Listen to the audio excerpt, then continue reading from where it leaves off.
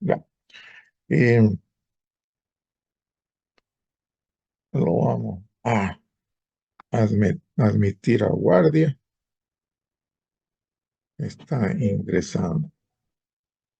Y además, Pessoa Carrizales. Pessoa Carrizales. Mi guardia.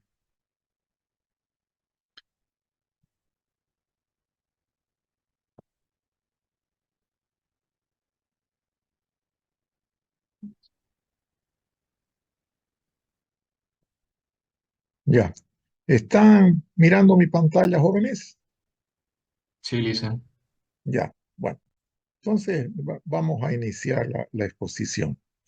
Eh, el análisis de las series de producción de plata en Potosí en el periodo colonial corresponde a la pregunta número 6. Inicialmente se pueden distinguir cuatro fases en las tendencias de largo plazo de la producción de plata de Potosí. Y bueno, Pamela Montaño quiere entrar, ya va a entrar con, con atraso porque me está interrumpiendo, ¿no? Bueno, entonces, la sexta pregunta corresponde al análisis de las series de producción de plata en Potosí en el periodo colonial. Y antes de iniciar el tratamiento de este tema, es importante decir que eh, esta serie de producción de plata de Potosí es una serie derivada de los registros del pago del quinto real, ¿no? Que es el 20% de la producción de plata que correspondía a las cajas reales, ¿no? Como un impuesto, porque el Estado se había adjudicado los... les pido por favor que todos estén con sus micrófonos desactivados, ¿ya? Si hay algún estudiante que está con su micrófono activado y está haciendo ruido, entonces yo me voy a ver obligado a retirarlo del aula, ¿ya? Bueno, entonces todos ya tienen esa recomendación. Cuando ingresen, ingresen con el micrófono desactivado, ¿no? Bueno, ¿no? Una vez más. eh, Las series, ¿no?, de producción de plata de Potosí en el periodo colonial tardío son series derivadas de los registros del quinto real, que era el 20% que los mineros tenían que pagar a la corona española como impuesto por la extracción de minerales, ¿no? Entonces, la corona real eh, ese, era propietaria de las riquezas del subsuelo. Entonces, al extraerla, ¿no?, tenían que pagar como regalía, como un impuesto al rey, el 20%, el quinto real. Entonces, son series derivadas del pago del quinto real, ¿no? Eh, entonces, los estudiosos de la producción de plata de Potosí han determinado por lo menos cuatro fases en las tendencias a largo plazo de la producción de plata de Potosí. Recordemos que se descubre accidentalmente que habían minerales de plata en el Cerro de Potosí en 1545. Inmediatamente la noticia se difunde eh, muy rápidamente y de repente las faldas del Cerro de Potosí se convierten en un campamento minero que crecía en términos demográficos muy rápidamente. Entonces, la primera fase de producción de plata de Potosí es un periodo que va de 1545 a 1574. Es un periodo de rápido crecimiento de la producción, pero que se frena, ¿no? Que se frena a fines de la década del 60. ¿no? Se frena ese crecimiento a fines de la década del 60, y como ya hemos visto, porque tenía dos restricciones principales. La primera era la escasez de mano de obra para el laboreo de minas, ¿no? Y la segunda era un cuello de botella que existía en el beneficiamiento de los minerales de plata, ¿ya? Eh, entonces, después de una primera fase de crecimiento, la producción se frena, ¿no? Y uno de los que ha estudiado la producción de plata de Potosí fue Enrique Tándeter, un historiador argentino que durante toda su vida académica se especializó en la economía minera del Cerro de Potosí. Y él dice que las primeras vetas que comenzaron a explotarse fueron las vetas que estaban en la cúspide, ¿no? En la cima del Cerro de Potosí, ¿no? El Cerro de Potosí originalmente tenía una, una forma cónica, ¿no? Con una cima, con un pico bastante pronunciado. Entonces, las primeras vetas, ¿no? Fueron las vetas de la cima del cerro. Esas vetas eran grandes, ¿no? Eran múltiples, estaban concentradas en la cumbre y eran de fácil acceso. Y eso determinaba una explotación relativamente barata, sin grandes costos de explotación de plata, ¿no? Entonces, eso generó esas condiciones, generaron el primer auge de producción de plata.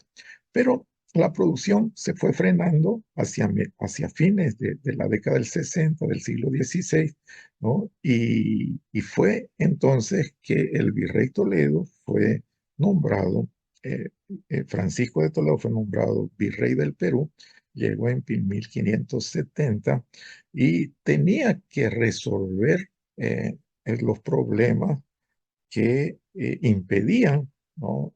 El aumento de la producción de plata de Potosí. Entonces, uno de los cuellos de botella era el proceso de beneficiamiento de los minerales de plata. Y ese proceso de beneficiamiento se hacía en pequeños hornos llamados guairas, ¿no? Que estaban a cargo de aborígenes que habían instalado pequeños hornos para la fundición de minerales de plata en las faldas del Cerro de Potosí. Y lo hacían en pequeña escala. Entonces, esa modalidad de beneficiar los minerales de plata era ineficiente y de lo que se trataba era de cambiar, ¿no? La matriz tecnológica del área de beneficiamiento, de purificación de los minerales de plata. Y este, disculpen un momentito, tengo que responder un mensaje.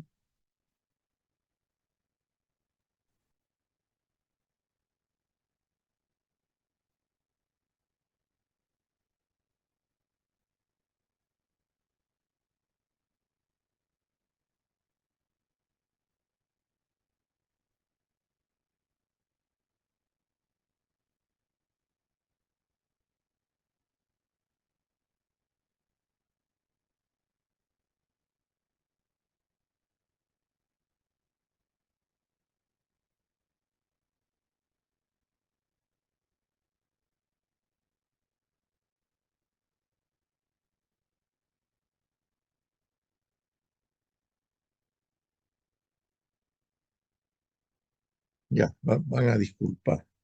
Es que me estaban haciendo la consulta de qué libro comprar en la Fundación Patiño, ¿no? Han aparecido unos libros, ¿no? Sobre la minería del estaño. Entonces me estaban consultando, pero les he dicho que suspendan la compra. Estoy pasando clases, esto es más importante. ¿no? Bueno, discúlpenme, joven. Entonces, el virrey Toledo, para eh, resolver ese cuello de botella, esa restricción técnica de el beneficiamiento de minerales de plata, y estableció eh, eh, que el mejor método era la amalgamación en frío, ¿no? Con mercurio, que en esa época le llamaban azogue, ¿ya? Azogue o mercurio es lo mismo, ¿no? Y para hacerlo tenía que hacer grandes obras de infraestructura, ¿no? Que necesitaban financiamiento y mover muchos materiales. Entonces, pero lo hizo. Y ese fue un salto tecnológico muy importante para la época, ¿no? Estableció también ingenio donde se lavaba, molía y almacenaba los minerales, ¿no? Hubo aproximadamente un centenar de ingenios, ¿no? De procesamiento de los minerales para purificarlos y utilizaban maquinaria que necesitaba de energía hidráulica, ¿no? Para mover esos mecanismos, ¿no? De modo que tuvieron que canalizar los flujos de agua y construir lagunas artificiales, ¿no? Entonces fue una inversión muy importante que implicó también un salto tecnológico nunca antes visto en América. Y para resolver el problema de la escasez de mano de obra, estableció la mita minera de Potosí que ya hemos abordado en la clase anterior, ¿no? Entonces, una vez que se resuelve el problema tecnológico del beneficiamiento de los minerales de plata y se resuelve el problema de la escasez de mano de obra, la minería de Potosí va a tener un segundo auge entre 1575 y 1600, ¿no? En torno de 1600 es el periodo en el cual la minería de Potosí va a tener la producción máxima, la producción tope en el periodo colonial, ¿no? Fue tan importante la producción de plata de Potosí en el contexto mundial que entre 1550 y 1560 en la fase inicial, aproximadamente el 17% de la producción total de plata del planeta se extraía del Cerro de Potosí. En 1580 esa proporción subió casi a 22%. Y en la fase del máximo auge, del tope del auge de Potosí, la producción de plata de Potosí representaba el 42,5% del total producido en el mundo, ¿no? En otros lugares de América en que se producía plata en grandes cantidades era en Zacatecas, en México, también se producía, ¿no? En Estados Unidos de América en menor proporción, y también en Europa. Entonces, el promedio, ¿no? De la producción de plata de Potosí en el periodo 1570 a 1800 fue de aproximadamente el 20% de la producción total. Y el Cerro de Potosí se convirtió en un sinónimo de riqueza, ¿no? Hay varios filósofos de la ilustración, hay varios novelistas, ¿no? de la edad moderna y filósofos de la ilustración que mencionan, ¿no? La riqueza de Potosí, ¿no? O sea, para significar algo muy rico, muy valioso, se solía decir, vale un Potosí, ¿no? Julio Durán quiere entrar. No, Durán entra con atraso. Ya. Eh, Como les decía, las series de producción de plata de Potosí son series derivadas, ¿no? Entonces, lo que ha quedado son los registros del pago del quinto real.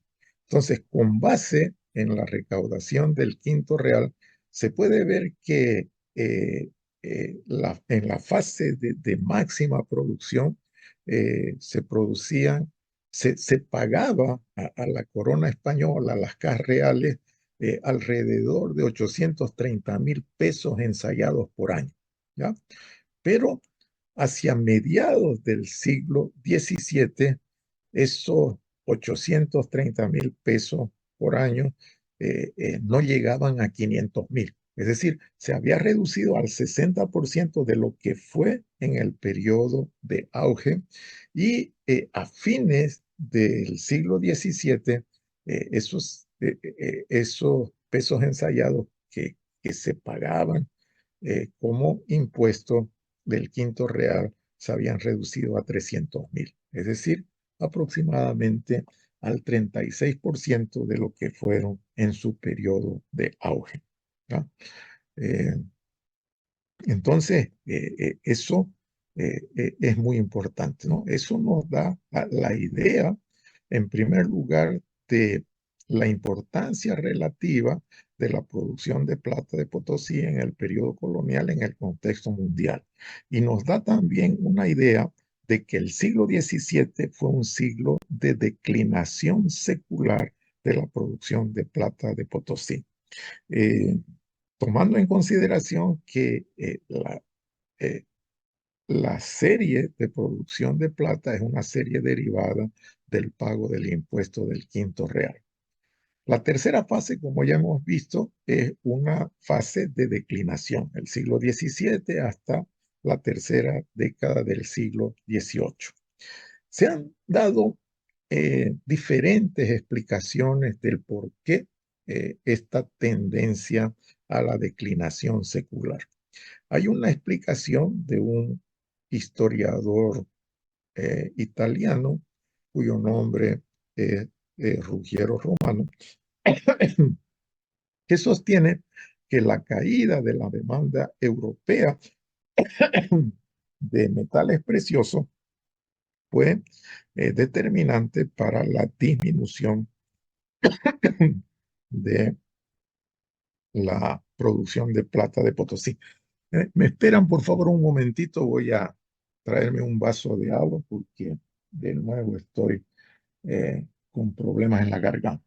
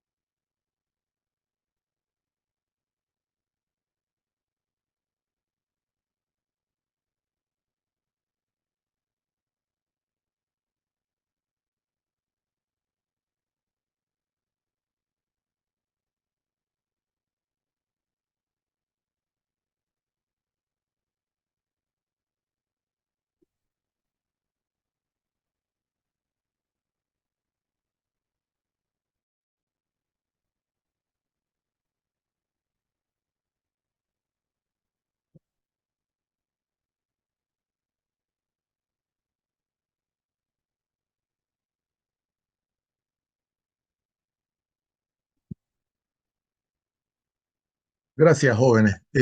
Voy a ver si hay algunos estudios de largo plazo. Ha recibido diversas explicaciones.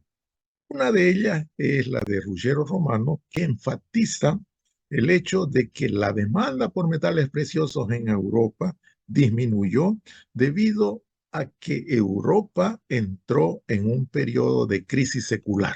Es decir, disminuyó la demanda de metales preciosos en Europa y por eso habría disminuido la producción de plata de Potosí. ¿Ya? Eh, esa explicación no es convincente, ¿no?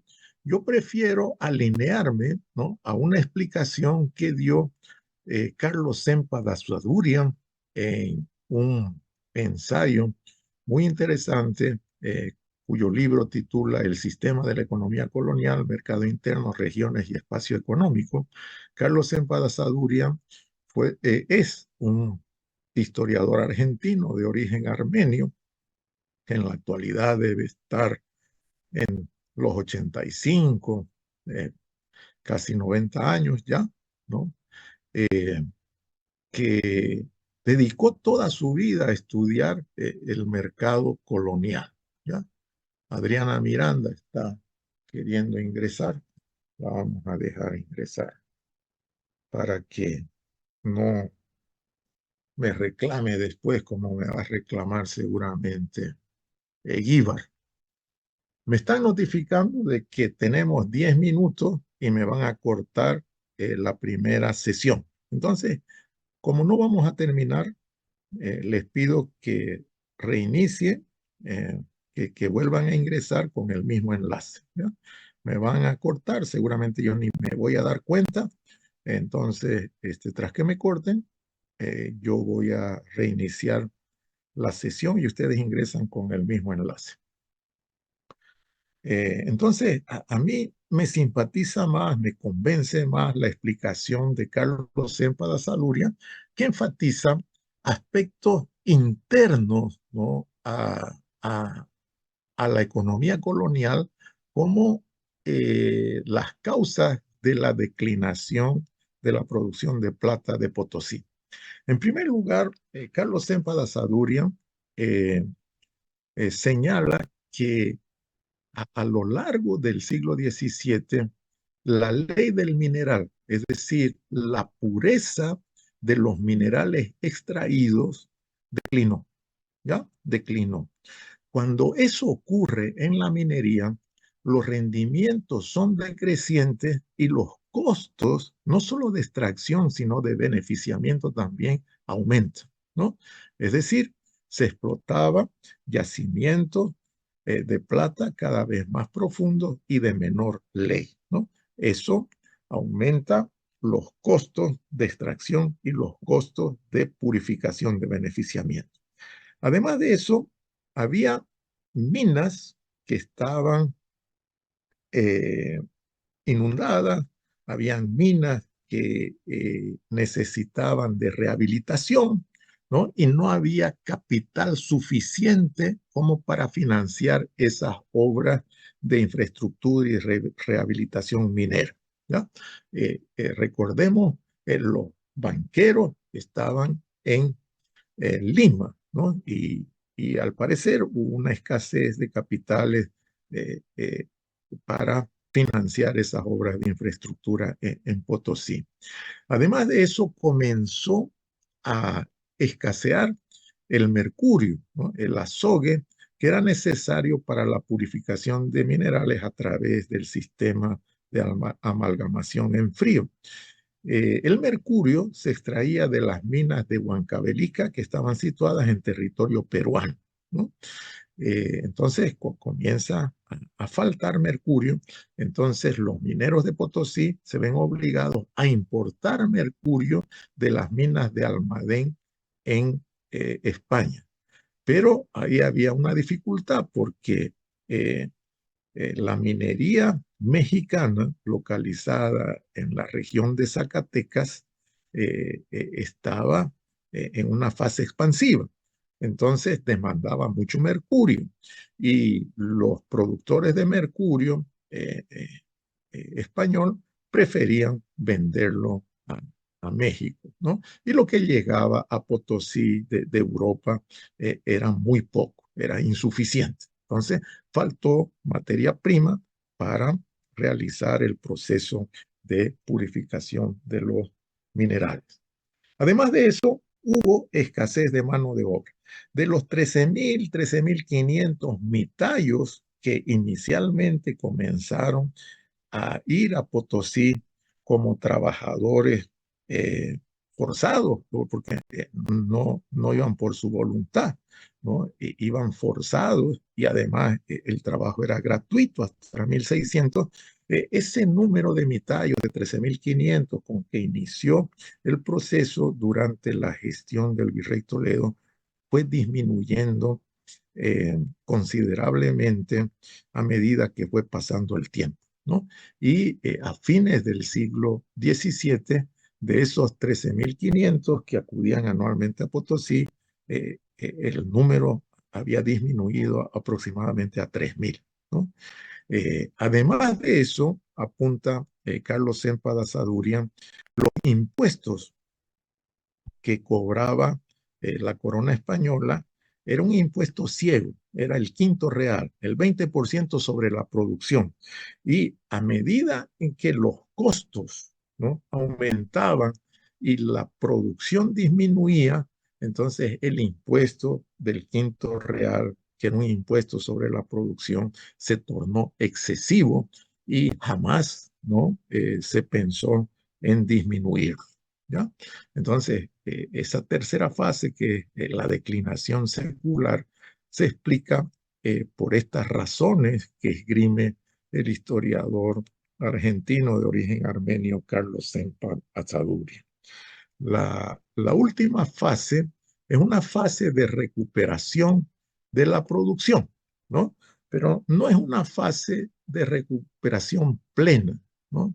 Es una fase de recuperación limitada de la producción.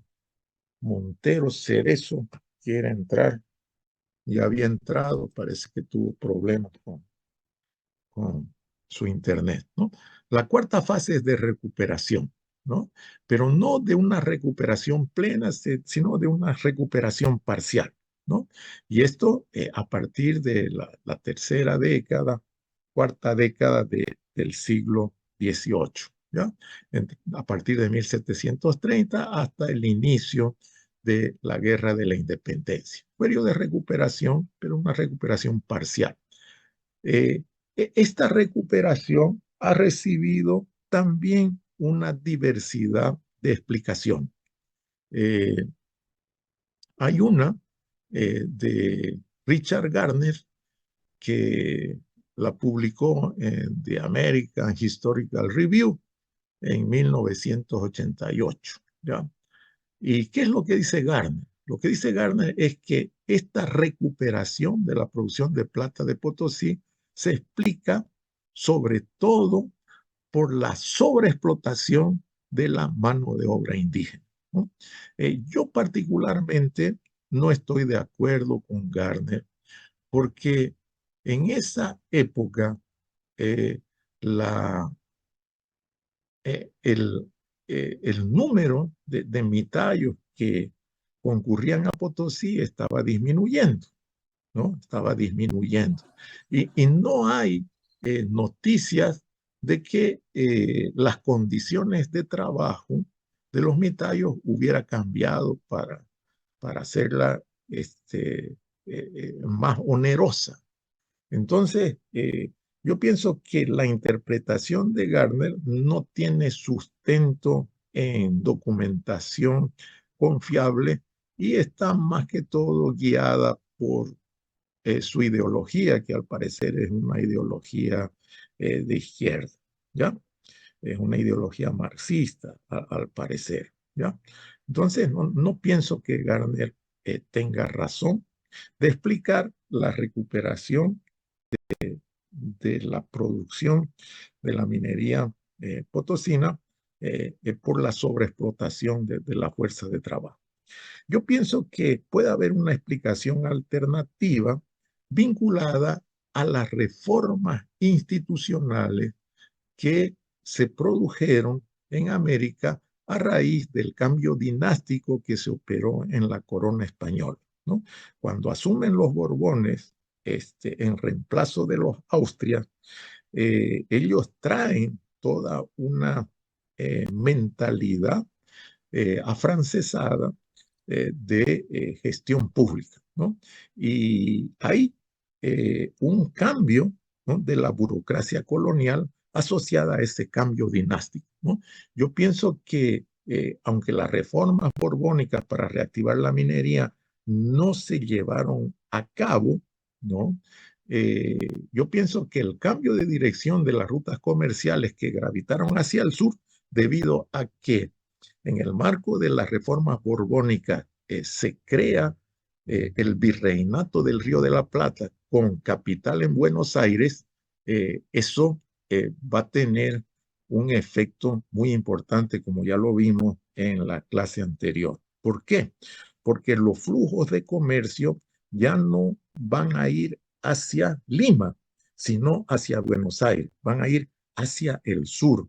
Y el trayecto entre Potosí y Buenos Aires para salir al Atlántico era mucho más corto que el trayecto de Potosí a Lima para salir por el Pacífico y además, ya, bueno, entonces la explicación de Gardner para mí no tiene sustento, ¿ya? No tiene sustento, ¿ya?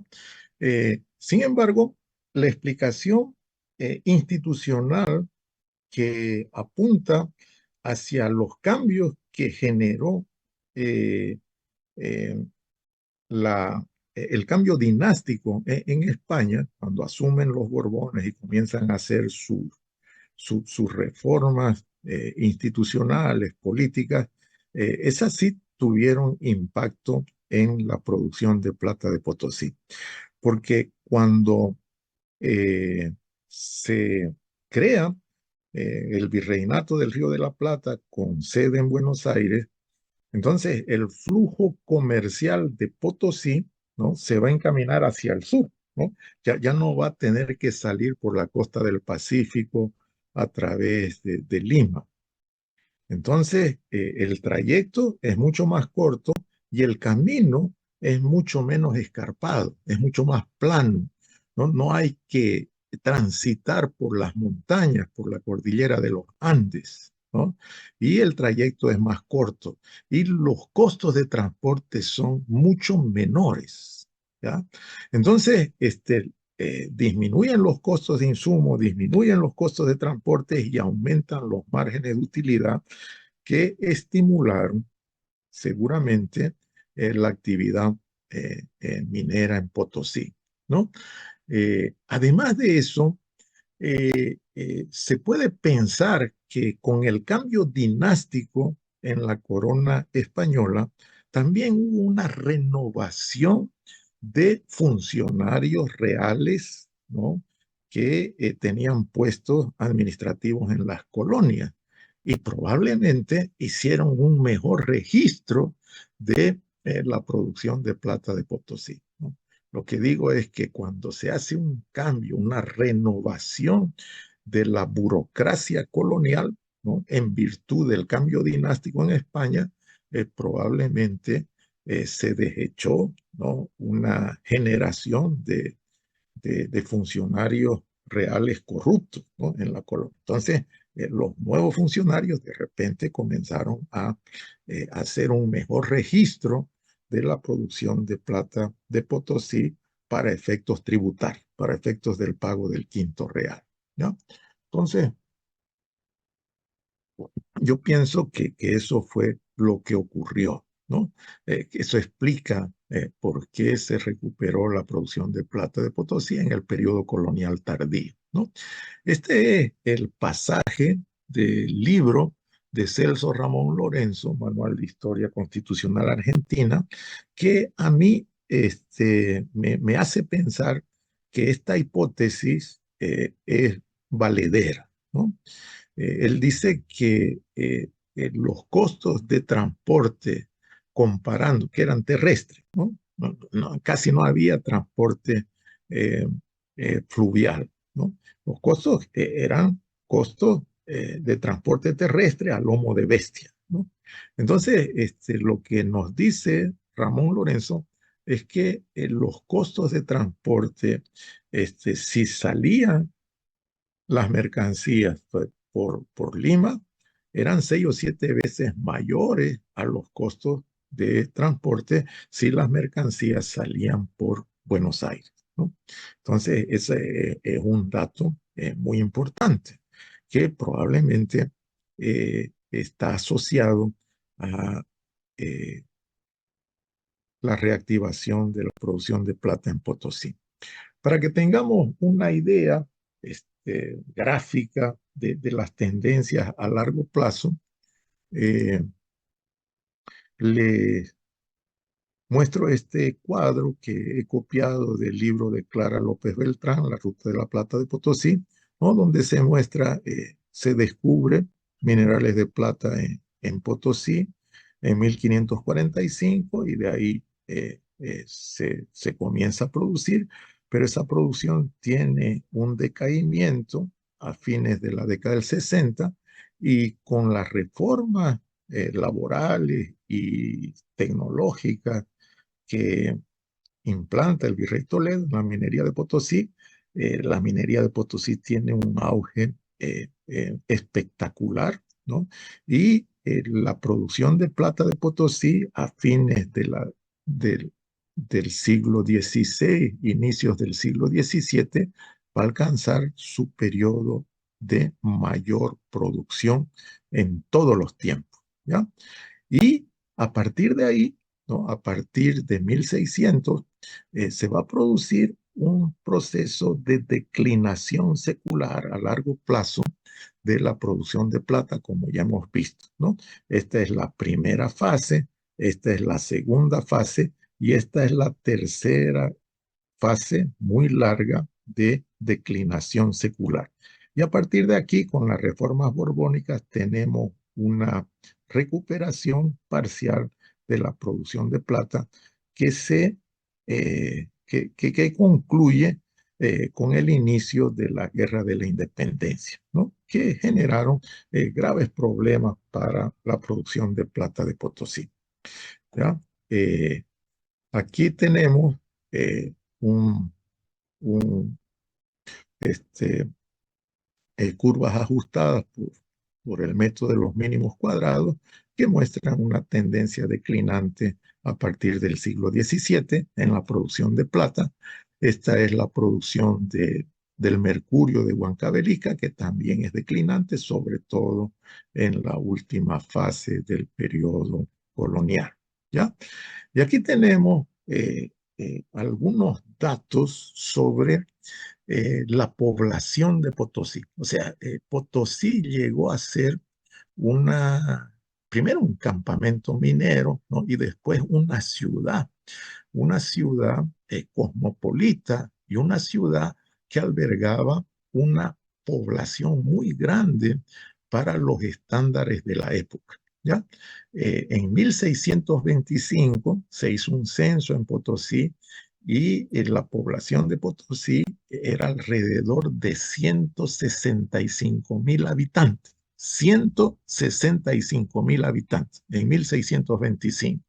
En esa época, la ciudad más poblada de Europa era París, ¿no? Con aproximadamente 325.000 habitantes, y Estambul, que era Constantinopla, la capital del Imperio Romano de Oriente, tenía 650.000, ¿no? Esas eran las capitales más pobladas del hemisferio norte.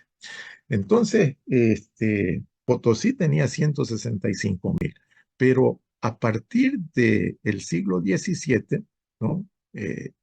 Comienza a declinar. De la misma forma que declina la producción de plata, declina también la población. ¿Ya? Entonces, es un movimiento par y paso, es un movimiento simultáneo y en paralelo. ¿Ya? Entonces, fijémonos, ya a mediados del siglo XVIII, la población de Potosí se había reducido a 70.000, en 1785 a 35.000 y en el inicio de la República a 8.000. ¿Ya? Fíjense ustedes, ¿no? En el inicio de la República, la población de Potosí llegaba solamente al 5% de lo que fue en su etapa de máximo esplendor. ¿Ya? Y fíjense un dato adicional. De acuerdo al último censo, eh, que fue en 2012, dicen que los resultados del censo de este año se van a conocer, datos preliminares en agosto, arrojó la suma de 190.000 habitantes, ¿no? Recién, ¿no? Hace 12 años, la población de Potosí ultrapasó la población que tuvo en la época colonial de máximo esplendor, ¿ya?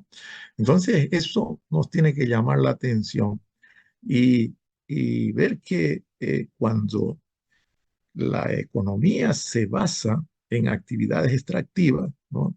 Estas fluctúan mucho en el tiempo, ¿no? Y así como pueden generar auges, ¿no?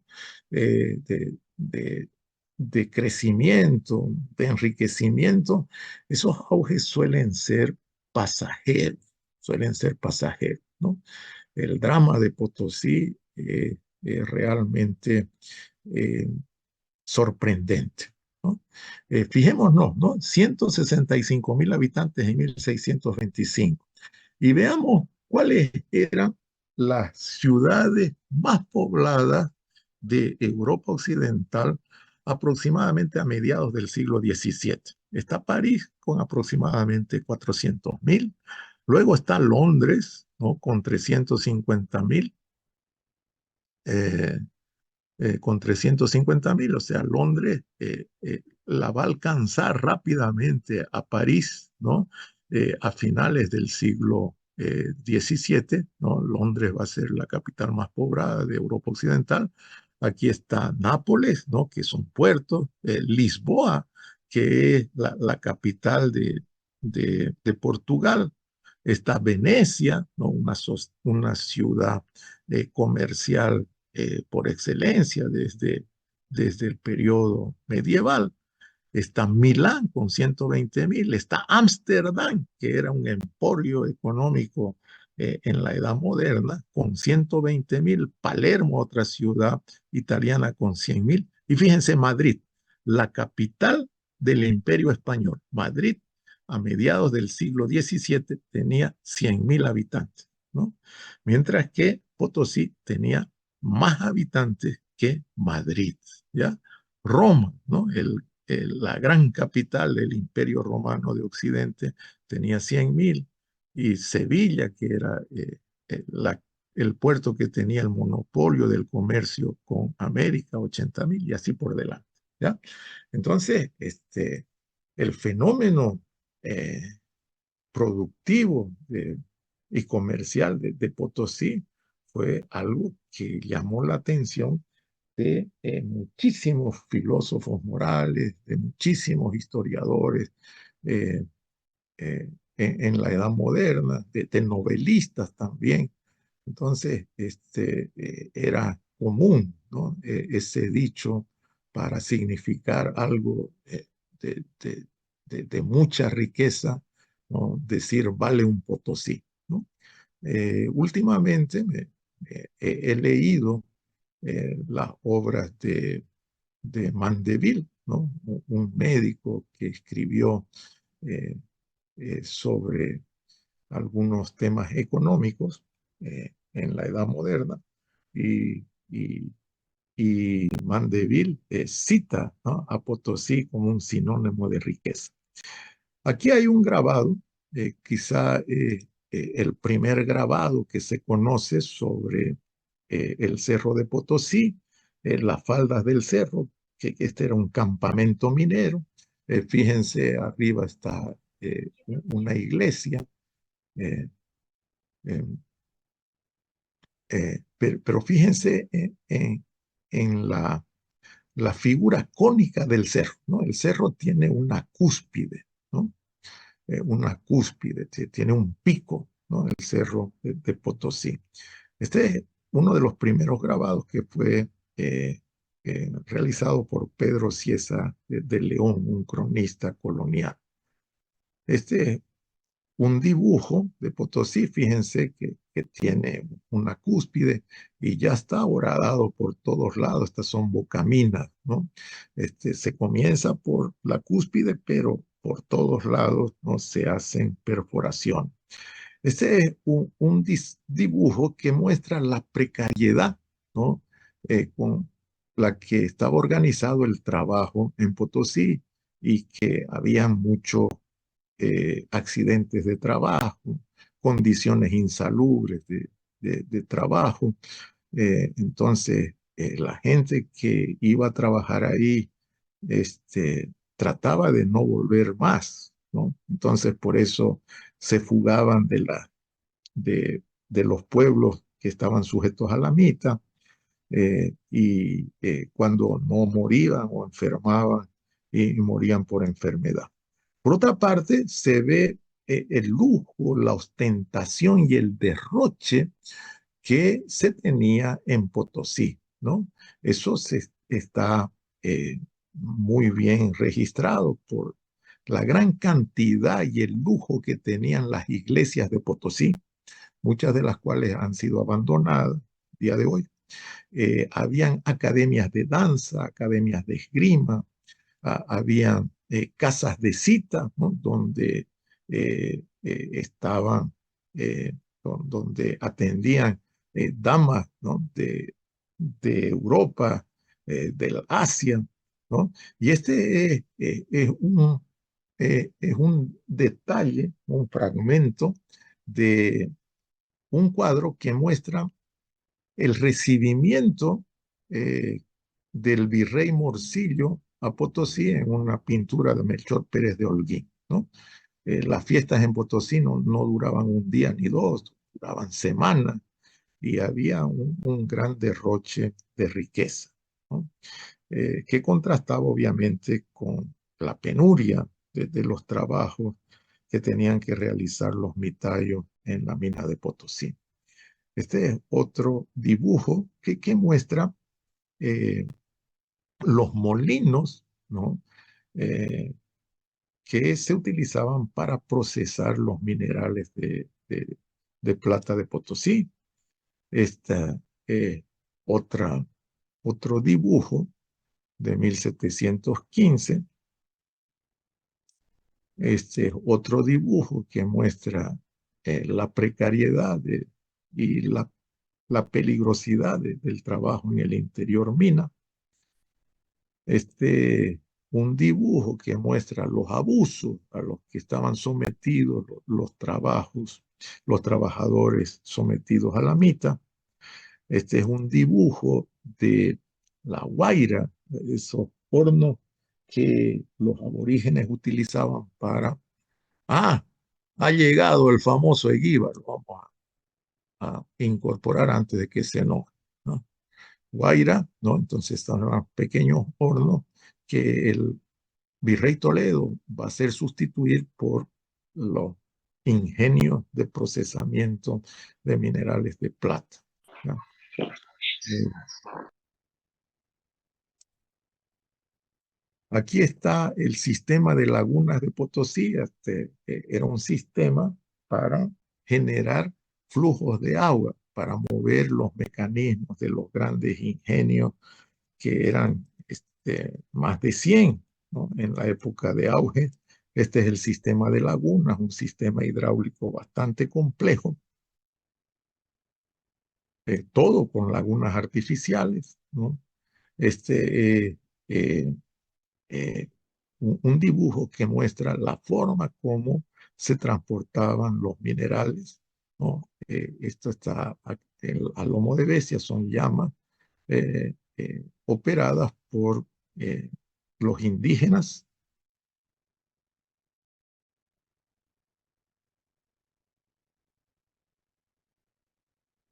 Y aquí, por último, les voy a mostrar una fotografía reciente del perfil del Cerro de Potosí después, ¿no? Del último hundimiento, ¿no?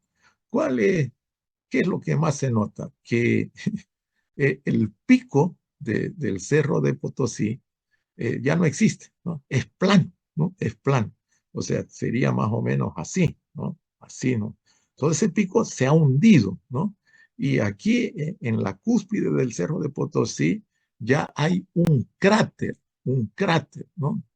Parece el Cerro de Potosí, más parece un volcán ahora, ¿no? Y está agujereado, ¿no? Por todos lados. Entonces, es ya una estructura sumamente eh, inestable, ¿no? Y sujeta a deslizamientos, a hundimientos, a derrumbes, ¿ya? Pero eso es lo que ha hecho la mano del hombre este, en casi 400, ¿no?, años de explotación. Muy bien. Ahora la última pregunta se refiere a la conformación de las haciendas en el periodo colonial. En primer lugar, hay que decir que las tierras americanas se consideraban propiedad real, ¿no? Pero la española trató de preservar eh, el asentamiento de grupos indígenas con acceso directo a la tierra, porque era la forma de lograr que los indígenas pudieran eh, producir los alimentos para su propio sustento y generar excedentes para pagar el tributo indígena. Entonces, la corona española siempre tuvo medidas legales para proteger a los indígenas que tenían tierras asignadas de acuerdo a sus usos y costumbres, eh, y trató de frenar el avasallamiento de esas tierras comunitarias por parte de los españoles y de los mestizos, ¿no? Esa fue una política colonial que duró durante 300 años. Entonces, había tres formas diferentes de que los españoles, los criollos y los mestizos accedieran a tierras en propiedad, ¿ya? La primera era a través de un trámite, ¿no?, que se llamaba gracia o merced, que era otorgada directamente por el rey, por los virreyes o por los cabildos, ¿no?, por los organismos de administración local, ¿no?, por las alcaldías, ¿no? Entonces los españoles podían obtener la propiedad privada de la tierra siempre y cuando los indígenas no fueran perjudicados, ¿no? Es decir, siempre y cuando esas tierras no estuvieran ocupadas ya por pueblos originarios, ¿no? Entonces, para obtener, ¿no?, tierras en propiedad, no se debía o se debería evitar, por lo menos, perjudicar a los asentamientos indígenas. La segunda forma era la composición, que era una subasta de tierras baldías o realengas, ¿no? Tierras baldías o que pertenecían al rey, ¿no? Entonces, ahí se llamaba a los que se llamaban jueces componedores, ¿no?, porque eran los que realizaban el trámite de composición de tierras baldías o realengas. Entonces se llamaba, se verificaba que las tierras no estén ocupadas, ¿no?, por pueblos indígenas, y se iniciaba la subasta pública, ¿no? Y los postores podían presentarse y quien eh, ofrecía la, la mayor suma, bueno, se adjudicaba las tierras en propiedad privada. El pago no necesitaba ser al contado, había un plan de pago para eh, realizar el pago total y la hacienda podía quedar en garantía para el fisco, ¿no? La tercera forma fue una forma muy difundida, aunque obviamente estaba vedada por ley, fue la apropiación dolosa de las tierras comunitarias, y en ese caso los encomenderos fueron quienes estuvieron en mejores condiciones de acaparar las mejores tierras que en principio estaban en manos de las comunidades indígenas, de los ayllus, ¿no?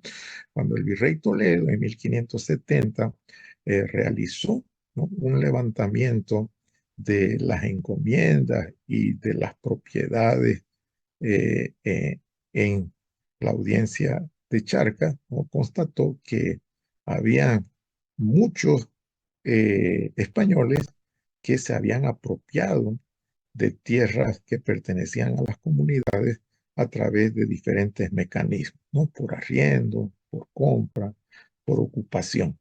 Pero eh, eh, era política, ¿no?, de la corona española tratar de frenar, ¿no?, esos avasallamientos de tierra de los indígenas, ¿no? Eh, pero obviamente que no pudieron controlarlo completamente.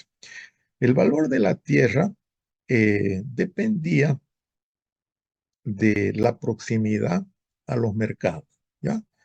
Una vez que se comenzaron a formar los pueblos coloniales y comenzaron a crecer, entonces las tierras que estaban próximas a esos mercados emergentes comenzaron a valorizarse, ¿no?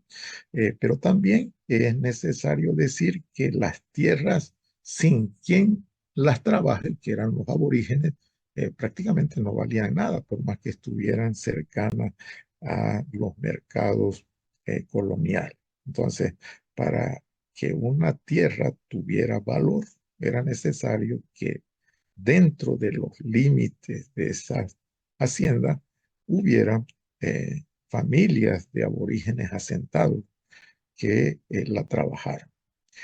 Como les había comentado, fue política colonial de la corona española tratar de proteger y preservar las tierras que estaban en posesión de las comunidades indígenas, ¿ya? Entonces, pero eh, eh, el avasallamiento eh, continuó durante todo el periodo colonial. O sea, en el periodo colonial hubo un proceso de expansión de las haciendas a costa de las tierras de las comunidades indígenas. Y le convenía a la corona española que los indígenas mantuvieran el acceso directo a la tierra porque de otra manera no podían pagar el tributo indígena, ¿no? Entonces, fue una política de la corona española tratar de que las comunidades indígenas eh, mantuvieran el dominio sobre sus tierras comunitarias, ¿no? Sin embargo, la corona a través de las autoridades virreinales otorgaron títulos de propiedad individuales a cambio de pago de derechos. Durante el periodo colonial también hubo reducciones indígenas, ¿no? Eh, eh, Esas reducciones indígenas, ¿no?, eran la reunión, ¿no?, la congregación de diferentes ayllus que estaban dispersos, diseminados en grandes extensiones de tierra, conformando pueblos de indios con el propósito de facilitar el control de la fuerza de trabajo aborigen y también con la intención de facilitar el cobro del tributo indígena y en tercer lugar con la finalidad de facilitar la evangelización, ¿no?, el adoctrinamiento religioso de los pueblos originarios, ¿no? Por eso es que eh, la corona española, durante la gestión del virrey Toledo, estableció las reducciones indígenas, ¿no?, congregando pueblos ayllus, ¿no?, de indios en pueblos. Con eso, ¿no?, se violó un ideal que era muy importante durante el imperio inca y que había sido una costumbre ancestral, ¿no?, de los Andes, el llamado ideal autárquico, que era el acceso, ¿no?, de las comunidades a diferentes pisos o nichos ecológicos para diversificar el acceso a diferentes productos.